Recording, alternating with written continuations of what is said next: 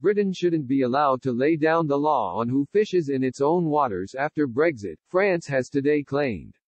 Paris was today refusing to drop its demand for near-parity access to Britain's coastal waters for its country's fishermen. Europe Minister Clement Beaune insisted the two sides were still very far from agreement on the Brexit trade deal. Speaking to reporters in Madrid, he said, "Our fishermen are no less important than theirs and they didn't have the right to vote in the referendum. There can be no agreement unless there is one that gives sustainable and wide-ranging access to British waters."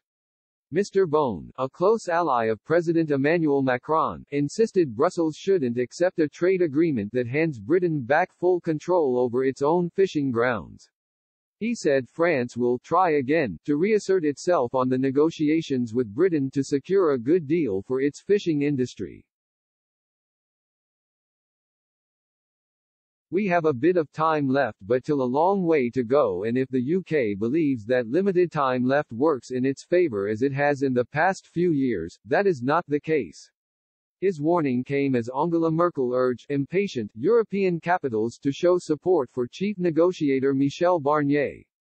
The German Chancellor backed the Frenchman to use his deft hand to deliver a Brexit compromise as time runs out to secure a trade deal with Britain.